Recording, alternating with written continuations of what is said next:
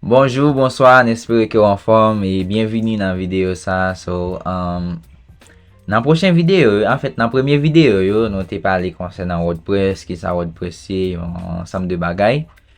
Dans la vidéo ça, nous parlons pour nous qui ça que moi-même moi qu'a fait en tant que professionnel, les que moi fin apprendre WordPress, hein. C'est intéressant pas vrai parce que c'est vrai, je vais apprendre à faire site internet. Il y a un pile professionnel que je connais qui apprend l'informatique, qui apprend une série de bagailles, mais il n'a pas fait rien. Il a juste resté, il a un job. Est-ce qu'il est obligé comme ça? Non, il n'est pas obligé comme ça. So, nous avons une bonne nouvelle ça pour vous. C'est ça que fait dans la vidéo ça, nous allons pour nous et qui ça ou capable d'apprendre, qui ça, en fait, qui ça que vous fait pour mettre connaissance en pratique. C'est pour ça, c'est pour sortir apprendre, ok? D'ailleurs, une bagay qui définit nous dans l'académie, c'est que et ça pas intéressé nous pour nous bombarder la théorie et pour pas régler rien. C'est ça qui fait nous forcer étudiants nous yo, les qui ont fini quoi yo tout gain propre site internet yo, ok? C'est un cours pratique qui est lié. Nous va venir bombarder la théorie à partir du troisième chapitre dans cours, c'est seulement pratique que nous fait jusqu'à ce que nous finissons dans le 8e chapitre, ok?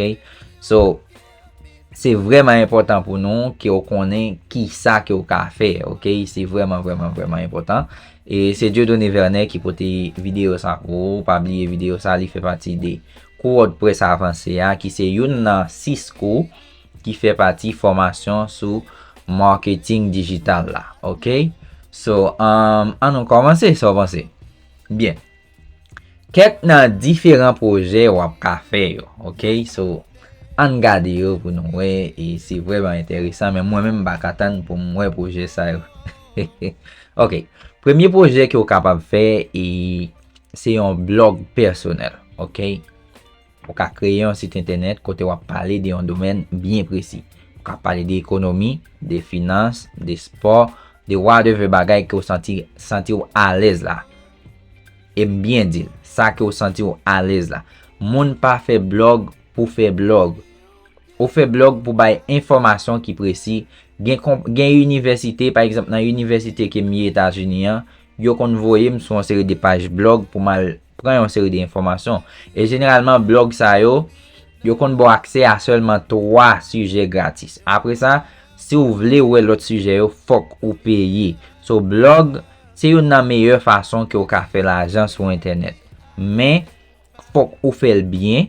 Faut qu'on fait dans un niveau qui de qualité, ok? Généralement, blog yo ka fait case study là-dedans yo, côté qu'on fait des études de cas, côté par exemple, on ka parler de culture haïtienne non, ok? On ka parler de qui gens bête yo et qui bête qui gagne en Haïti. Est-ce que bête ça yo sauvage, est-ce que yo dangereux? Information ça li important pile pour un touriste, ok? Même genre peut-être actuellement là la situation Haïti car pas grand pile tourisme mais gon la gen touriste. So touriste ça yo avant que yo à Haïti, yo kon poser cette question comment pays a lié. So est-ce qu'on pas te faire un blog côté ko bay toute information ça yo, qui côté moun nan li ka visiter, qui ça qui gen dans culture là mais qui ça tel mot vle di, les que moun nan well. So tout bagay ça yo l'arrivé qui jan de saluer moun. So, son série de bagages que vous avez fait dans le blog et vous avez grand pile en pile monde qui suit vous, que ce soit fait sur TikTok, sur quelque soit bagaille.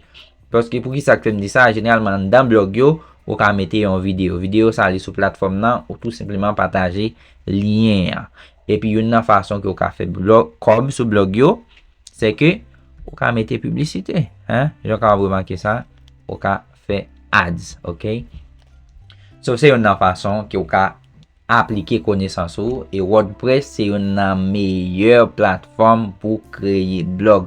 Déjà c'est pour ça que tu créé WordPress pour faire blog, OK? Après ça, il y a l'autre bagage on parle plus devant que nous vinn café sur WordPress. Mais premièrement, premier objectif que tu créé WordPress c'était pour faire blog. So, si besoin de créer un blog, meilleur côté pour aller c'est sur WordPress. Parle sur Shopify, parle sur Marketplace, même là yo café pas occupé. Number 1 c'est WordPress. Yon l'autre bagay qu'on ka fait c'est qu'on ka créer une plateforme pour bay cours en ligne sur centre fort dans département ou ka fait ça sur WordPress mais c'est le problème WordPress gagne c'est que WordPress pour compte li pas ka fait cours en ligne, OK? So, ou pral gen pou paye kob, e nan yon seri de lot program, e parfois program sa yo vreman cher.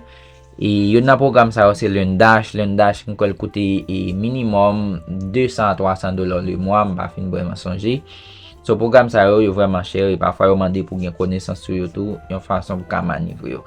Se yon nan inconvénient ki gen pou itilize pou moun ka fe kou an lign yo. Apre sa, lot platform ke nou genyen, se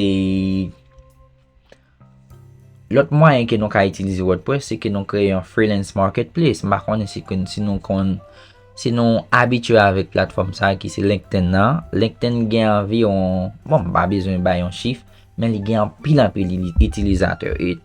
Yon nan bagay ki neg yo fe koun ya la, telman yo gen utilizateur, se ki yo vin kreye lot bagay ki similaire avèk LinkedIn. LinkedIn son kompany pou Microsoft, pou Bill Gates, menm nek sa yo. So, yo vin gen yon LinkedIn Learn. Sa vle di telman gen moun sou li koun ya, yo vin transforme la yon espas kote ki ou ka etidye sou li, ou ka apren kou an lign sou li. So, ki sa ki neg yo fe sou LinkedIn, se ki yo kreye yon site kote ki tout profesyonel ka vini, yo di ok, mwen se tel moun, men ki sa mwen te etidye, men ki kote mte fe pratik, men sertifika ki mgen. LinkedIn se kom si son go album ki gen yon paket CV en ligne. So, album sa li gen paket profesyonel an dal. Ok, sou pou ko gen yon kont sou LinkedIn, mwen ankouraj yo fe sa tout suite. E paske se la, generalman, si tou nan peyi avanse yo, se la yo al chèche profesyonel. Ok, vreman important. E so, an Haiti pa gen bagay sa. So, kreye yon site internet kote ke tout profesyonel haïtien ka vini, yo di ok, mwen se tel moun, men sa mte etidye, men ki kote m ka travay. So, m garanti yo, bagay sa yo toujou fe an pil kob, menm jan ankor, moun yo ka peye yon ti kob pou yo publiye sou li, ou bientou, ou ka kite tout moun publiye gratis, apre sa, ou fe publicite sou site sa. Ok? So, se toujou yon bel ide. Lot ide ke nou genyen, se yon e-commerce, nou pale de sa nan plize nan video ke nou deja fe yo, ok? Jounen jodi a WordPress telman gen moun kap kontribuye ansama avek li, jan ke nou te toujou dou sa, se yon open source ke liye. Donk, li vin nan yon nan meyye platform pou fe commerce en ligne, ok?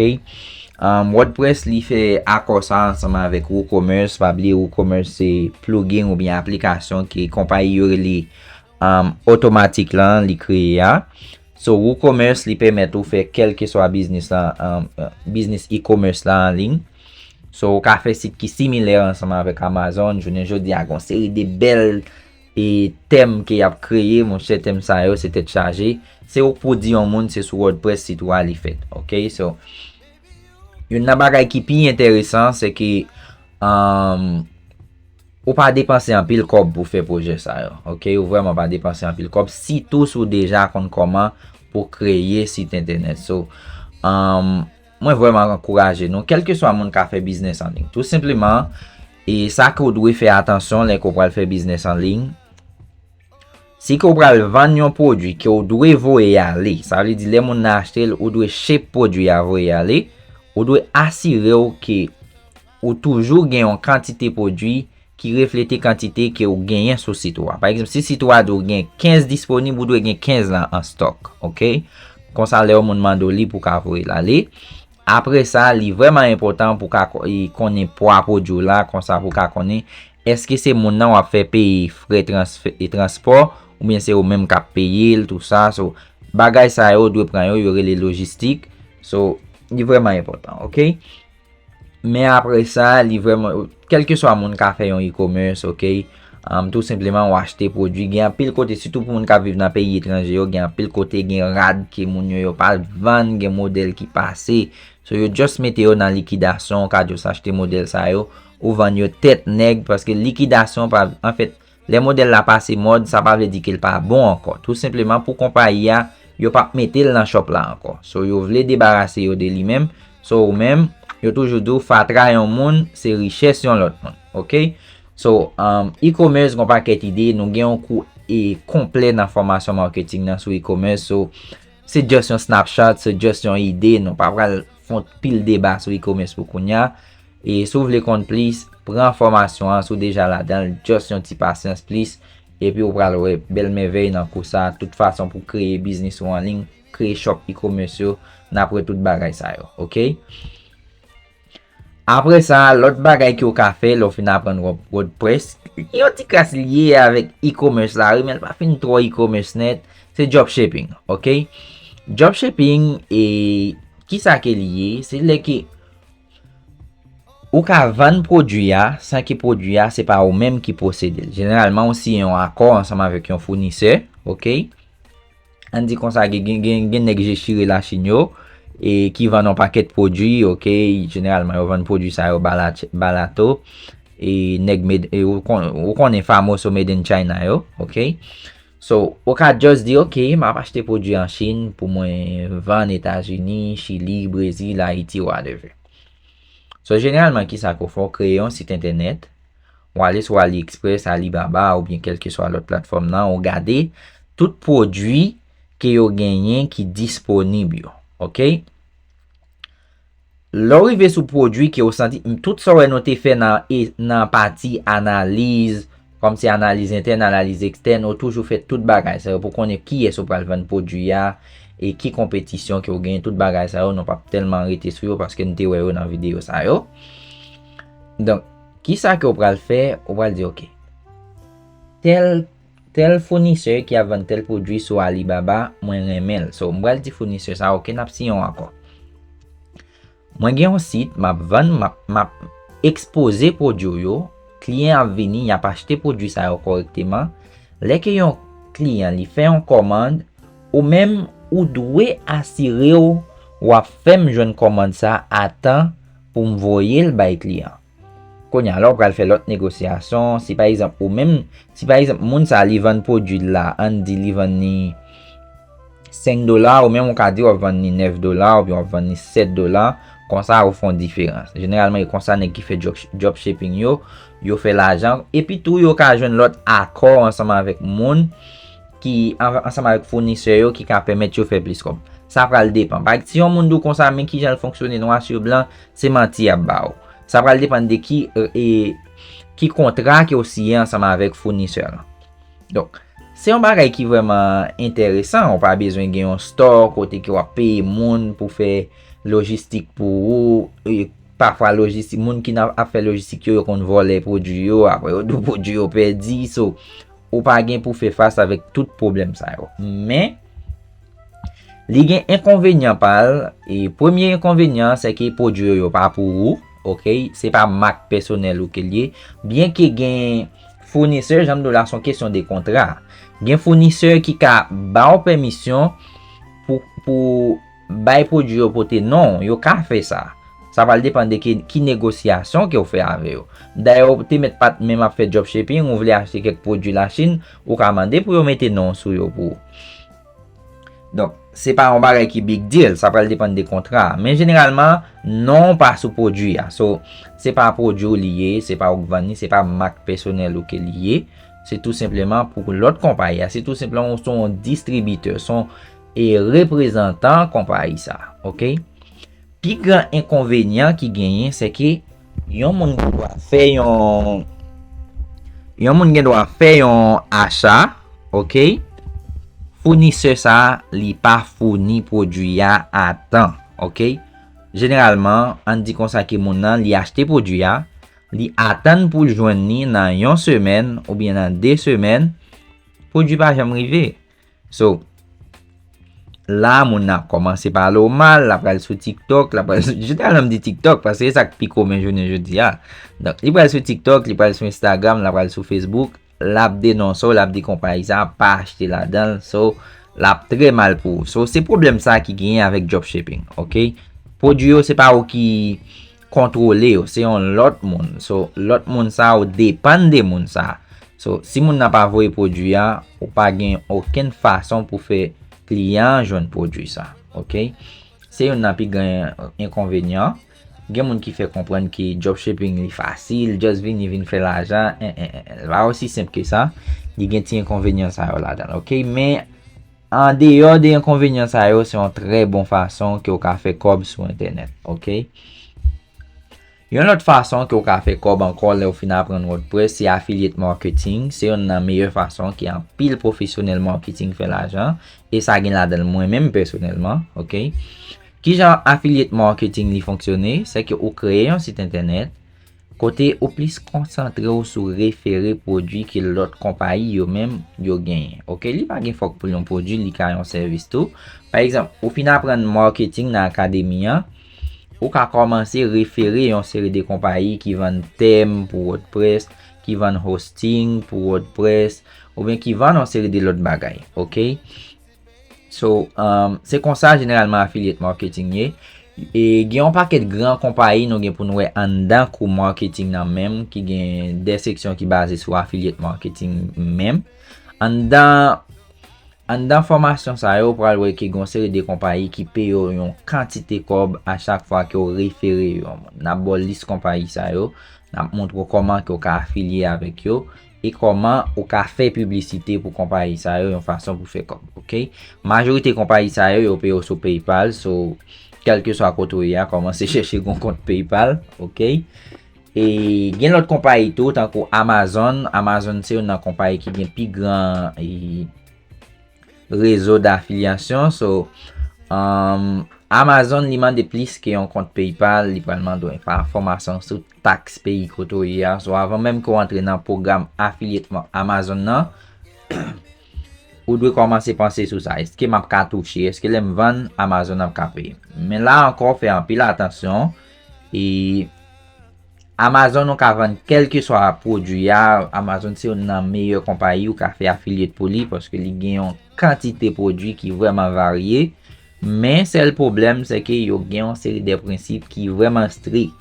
Asire ou ko suiv tout bagay tre bien avan menm ki ou mette ou a fe affiliate, paske kelke so a sa ki ou viole ya, yo pa manke pa blok yo, ok? So, se yon lot fason ki ou ka fe kob sou internet, so jon kan vreman ki sa, li preske imposib pou pren formasyon sou marketing digital la, e pou pa tire l'ajon la nan mwens ke yon ane, ok? Pou pi plis yon ane, ou pa ta suppose pa fe plis ke sa, si ki ou kont so ap fe, si ki ou ap aplike so te apon yo vreman, ok? So, mersi pasko te gade video sa, mersi pasko rive jiske la, e se sa ki misyon nou, se pou te bon jan informasyon pou ou, e plis ke informasyon, se pou te eksperyans pou ou, se dou koman ki ou ka itilize pi l'informasyon sa yo ki disponib lan, ok? Nou pa just lago nan lanmeya, lago nan oseyan ki chaje informasyon yo, men tout nou doutou ki jan pou fe pou kenbe poason, ok? So, se sa ki misyon nou, e nou espere ki ou pral mette informasyon sa yo an pratik, e deja, se ou deja nan formasyon an, nou dou e felicitasyon gan pil an pil bagay kaptan nou, ok?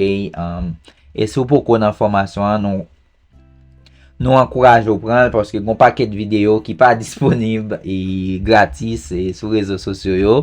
Par exemple, informasyon sou analize ekstern intern yo pa disponib, yo sou selman disponib an dan kouwa, an dan formasyon an, sou akademi an. So, make sure ou pran formasyon an, yon fason pou kapap gen akse ak tout informasyon sa yo.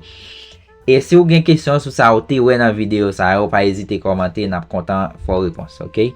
E bye bye, se Dieudonné Vernet ki te pote video sa pou ou, napre a la prochen.